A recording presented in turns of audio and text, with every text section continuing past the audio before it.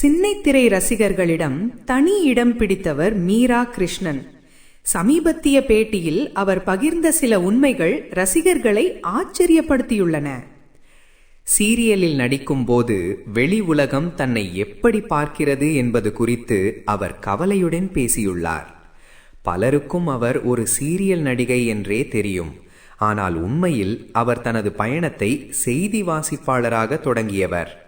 Sun டிவியில் செய்தி வாசிப்பாளராக இருந்த காலத்தில்தான் அவருக்கு சீரியலில் நடிக்க வாய்ப்பு கிடைத்தது.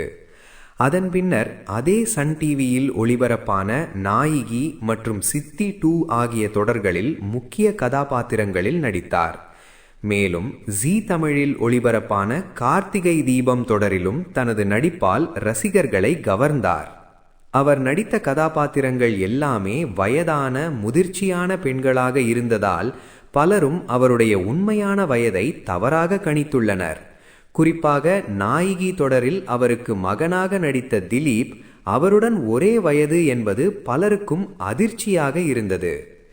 இது குறித்து பேட்டியில் அவர் கூறியதாவது: திலீப் முதலில் இயக்குனரிடம் நேரடியாக சென்று, எங்களுக்கே ஒரே வயது, நான் எப்படி அவருடைய மகனாக நடிக்க முடியும் என்று கேட்டாராம். பின்னர் சினிமா வாழ்க்கையும் தனிப்பட்ட வாழ்க்கையும் வேறு என்பதை புரிந்து கொண்டு இருவரும் தங்கள் கதாபாத்திரத்திற்கு ஏற்றவாறு சிறப்பாக நடித்ததாக அவர் தெரிவித்தார். மேலும், அப்போது எனக்கு 30 வயதுதான், ஆனால் பலரும் 50 வயதுக்கு மேல் இருக்கும் என கூறினர். இப்போதும் எனக்கு 40 வயது கூட ஆகவில்லை. பிறர் என்னை என் தோற்றத்தை வைத்து மதிப்பிடுவது குறித்து நான் கவலைப்பட மாட்டேன். அது என் நடிப்பிற்கான அங்கீகாரம் என நினைப்பேன் என்று அவர் மனம் திறந்து பேசியுள்ளார்.